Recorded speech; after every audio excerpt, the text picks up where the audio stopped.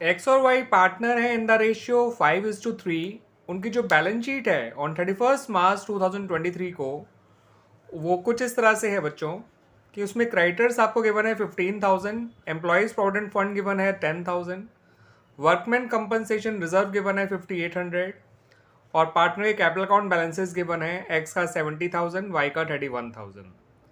उसके अलावा asset side में आपको कैश एट बैंक गिवन है 5,000, डेटर्स गिवन है 20,000, उनका प्रोविजन है ₹600 और नेट अमाउंट है 19,400।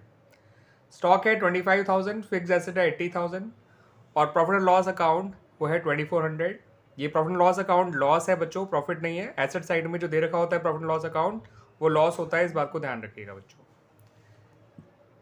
इन लोगों ने जेड को जो है नया पार्टनर बनाया 1/8 शेयर के लिए। जेड जो है वो 20,000 कैपिटल लेकर आया और 12,000 प्रीमियम फॉर गुडविल लेकर आया और ये भी लिखा है कि जेड अपना सारा शेयर जो है वो अक्वायर कर रहा है फ्रॉम एक्स।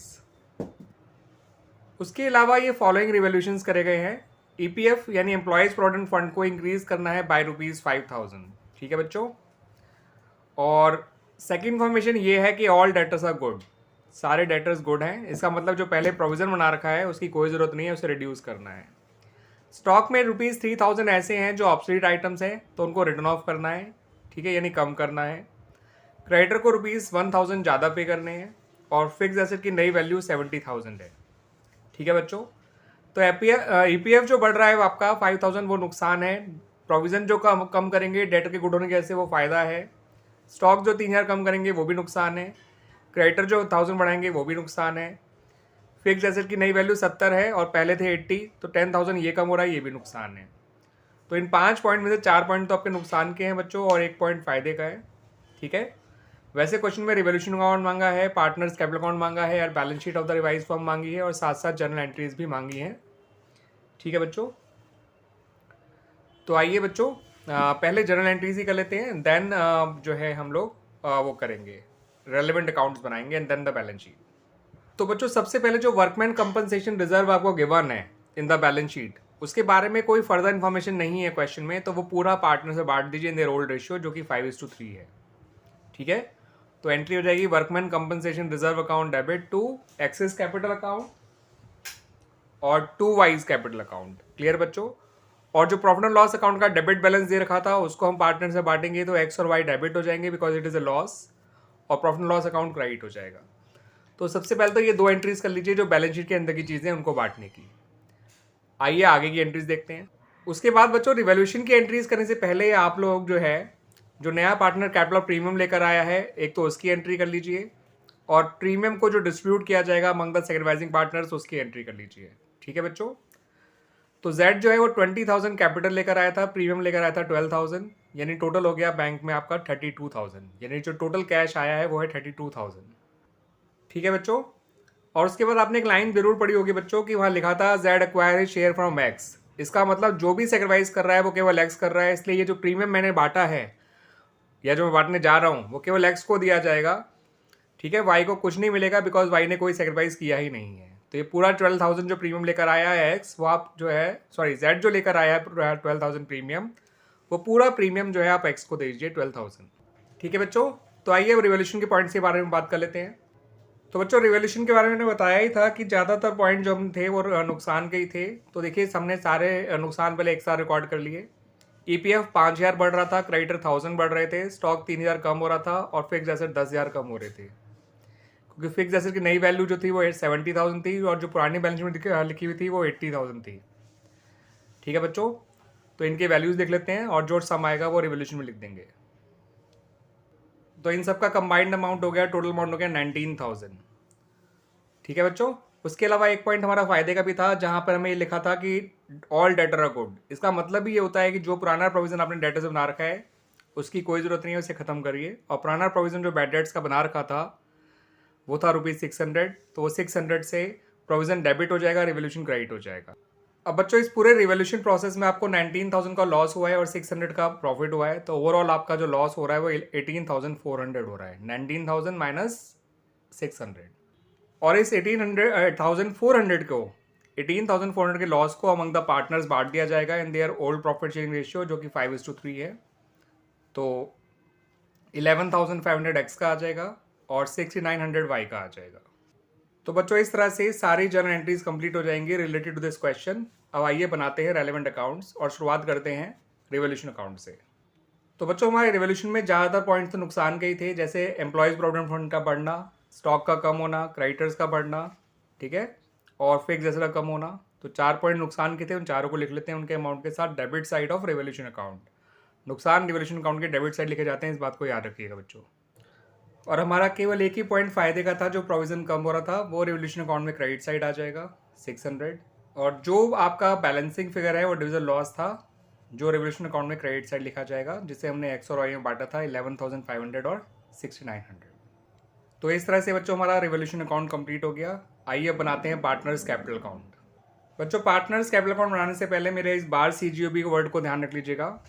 मेरे इस बार CGOB का जो पहला बी होता है that is opening balance of partners capital. तो सबसे पहले opening balance of partners capital लिख लेते हैं, ठीक है बच्चों, जिसको हमने लिख लिया by balance brought down 70,000 x में और 31,000 वाई में। ए से होता है एक्यूमुलेटेड प्रॉफिट एंड लॉसेस। तो यहाँ पर दो चीज़ें थी हमारी एक्यूमुलेटेड प्रॉफिट एंड लॉसेस के नाम पे। वर्कमैन कंपनसेशन रिजर्व था 5800 और प्रॉफिट एंड लॉस अकाउंट का डेबिट बैलेंस था 2400। तो वर्कमैन कंपनसेशन रिजर्व को तो क्रेडिट साइड में लिख दीजिए और प्रॉफिट एंड लॉस अकाउंट के बैलेंस को डेबिट साइड में लिख दीजिए, ठीक है बच्चों। बी और ए क्लियर हो गया। आर होता है रिवोल्यूशन प्रॉफिट या लॉस, जो फिलहाल लॉस था तो उसे कैपिटल अकाउंट के डेबिट साइड में लिख दीजिए। जो लॉस आया था 18,400, जिसमें मैंने 11,500 एक्स को दिया था और 6,900 वाई को, ठीक है बच्चों। तो बी ए आर हमारा बार क्लियर हो गया। बार से ओपनिंग बैलेंसेज, ए से accumulated profit and losses, R से रिवोल्यूशन लॉस फिलहाल। सी से होता है कैपिटल ऑफ न्यू पार्टनर, जिसको बाय बैंक करके आप जो है यहाँ लिख दीजिए। कहाँ पर बोला बच्चों? जेड के कैपिटल अकाउंट में 20,000। क्लियर बच्चों। तो बाय बैंक अकाउंट 20,000 आपका जेड के कैपिटल अकाउंट में आ गया। जी से गुडविल का ट्रीटमेंट होता है, जिसके लिए आपको मालूम है जो 12,000 प्रीमियम लेकर आया था जेड और वो सारा प्रीमियम एक्स को दे दिया गया था। तो बाय प्रीमियम फॉर गुडविल केवल एक्स के अकाउंट में 12,000 लिख दीजिए, ठीक है बच्चों। तो बार सी जी इतना हो गया। ओ से होता है अदर्स पॉइंट का ट्रीटमेंट। कोई अदर पॉइंट्स यहाँ पे है ही नहीं फिलहाल, तो अदर्स कुछ भी नहीं है। और जो लास्ट बी होता है वो closing balance of partners capital है। तो आइए वो निकाल लेते हैं। एक्स का जो है क्रेडिट साइड का टोटल आ रहा है 85,625, 70,000 प्लस 12,000 प्लस 3,625। तो 85,625 में से डेबिट साइड का टोटल जो 13,000 है वो माइनस कर दीजिए। तो एक्स का क्लोजिंग बैलेंस आ जाएगा 72,625। वाई की बात करें तो वाई की क्रेडिट साइड का टोटल है 33,175 और उसमें से 7,800 डेबिट साइड का टोटल माइनस कर दीजिएगा। वाई का बैलेंस आएगा 25,375। और जेड का तो क्रेडिट साइड में 20,000 है और डेबिट साइड में कुछ भी नहीं है, तो जेड का क्लोजिंग बैलेंस 20,000 आ जाएगा। और इस तरह से बच्चों हमारा पार्टनर्स कैपिटल अकाउंट भी कंप्लीट हो जाएगा। Now come to the balance sheet. बात करें बच्चों बैलेंस शीट की लायबिलिटी साइड की, तो पहले हमारे क्रेडिटर से 15,000 और हमने क्रेडिटर 1,000 बढ़ाए हैं, तो क्रेडिटर बढ़कर हो जाएंगे 16,000। एम्प्लॉयज़ प्रोविडेंट फंड की बात करें तो वो 10,000 पहले था, 5,000 आपने और बढ़ाया तो वो बढ़कर हो गया 15,000। अगला नाम है वर्कमैन कंपनसेशन रिजर्व, वो आपने पार्टनर में डिस्ट्रीब्यूट कर दिया था, दैट्स वाई वो अब नहीं आएगा।